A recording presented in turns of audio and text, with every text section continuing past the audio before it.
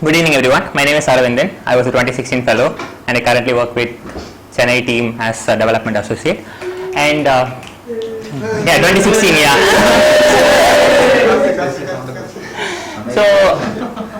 So this particular topic, I was not much interested on initially.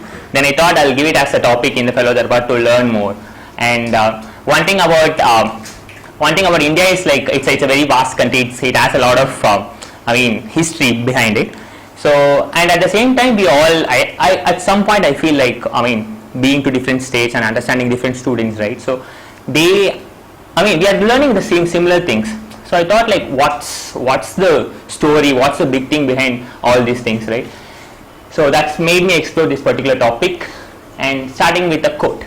So education is the best friend and educated person is respected everywhere. Okay, I'll stop with that particular sentence. So educated person is respected everywhere. So this is something that I found really interesting, because they consider education towards a specific value, which is a respect. Yeah. So this person Chanakya, 2000 years ago, he was envisioning something. If the person who learned should be respected. So it has, I think, a sense of value on it.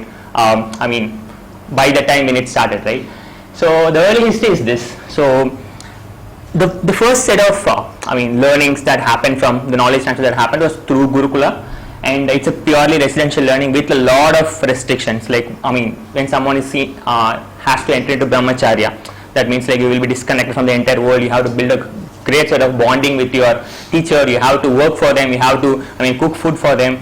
And also this particular thing is it was not when they started it was not with the spirit of caste, right?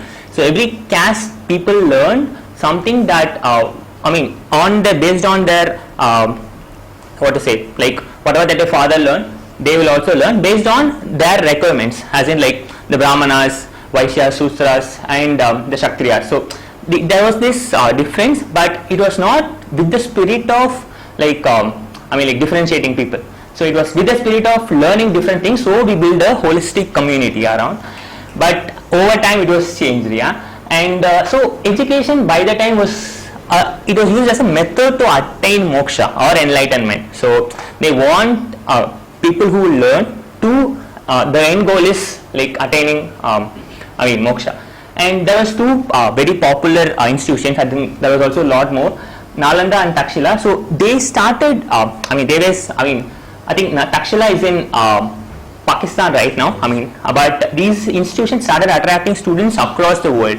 So now when we look at it, like these are the primary institutions which transferred the Buddhist thoughts or all the basic learning that is in the world by the time the earlier history. So when we entered into the high Middle Ages, it is in the 11th or 12th century, right? So Indian scholars started journeying to different places. Like they started going to places like China, and we started something called as temple schools. For example, the Nataraja temple in the Chidambaram. So there is a school being established by the time.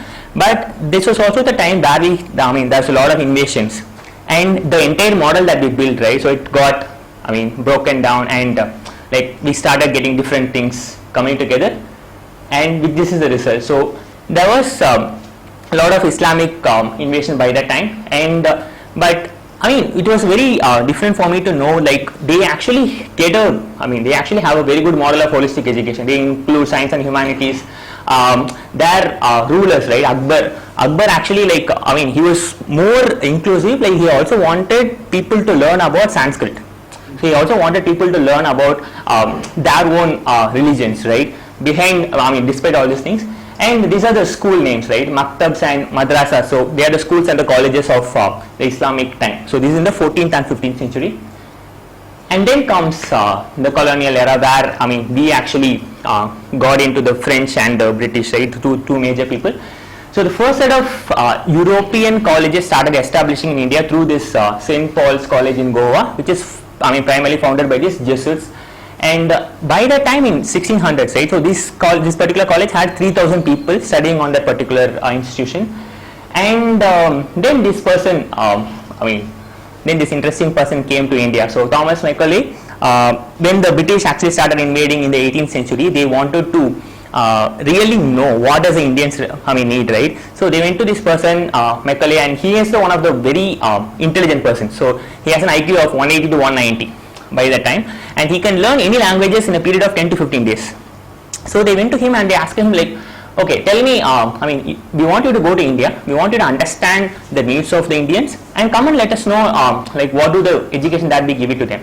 So he was there, he was here in India for 4 years, then he went to the British Parliament and he provided a very excellent speech in which he said whatever that the Indians are learning through the native languages, right, for example Sanskrit or Persian or whatever that they learn is worthless. It's not imparting any skills, it's not providing them any job opportunities, it won't give them anything.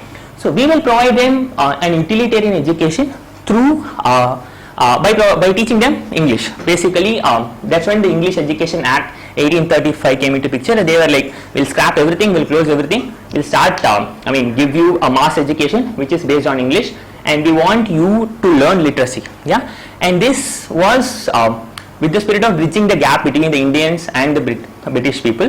So they want more people to be employed under the British environment. They don't want any creative people, they want people who can actually execute the instructions provided by the British. So that's the colonial era. And also one interesting thing about this colonial era, like not all the people have followed it, right? So there are a few villages in Bihar and Bengal, so they wanted to like a similar set of community transfer skills. So the people in the community, so they transfer the skills to the same set of people, but over time it was not possible. The funding was not provided, and like as time goes, right, so everyone started getting into this mass education. So this is after the independence, and where we get an opportunity to to devise our own policies, right? So there's two one of the very major policies was this national policy on education. So it talks about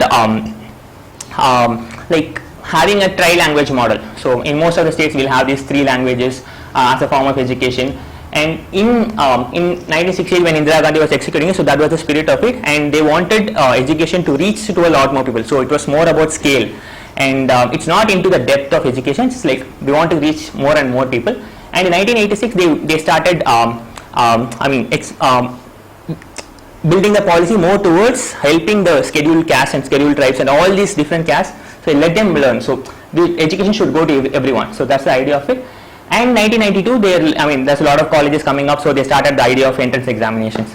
So also like India was focusing a lot on development of technical education, so they started IITs, NITs, all the medical colleges. So we started producing a big technology crowd. And Sarva Shiksha Abhiyan is one of the education for all the policy brought in by government, and they wanted the children from 6 to 14 years of age to go to school, and we want to achieve the 100% result. So that's the spirit of it. So they made it as a right for everyone to do that. So this is the idea of education after the independence. And yeah, so this is where we are right now. Not right now. In 2011, so our literacy rate is 74%. And when we actually got independence, right, it was nearly 20% in 1951, and it was drastically improved. But the only question that I had was when we started our education with the spirit of values, we started our education to be someone who should be respected, right? And now we are actually chasing the literacy, and we want people to know to read and write, whereas the skills or the passion or the creativity, are giving the importance for that. So that's the question that came into my mind when I started exploring from the beginning to till this point. Yes, so learning never exhausts the mind, but the learning should be the learning should be holistic, the learning should be something that we wanted to pursue, not something that's being imposed on us. So that's it. Thank you.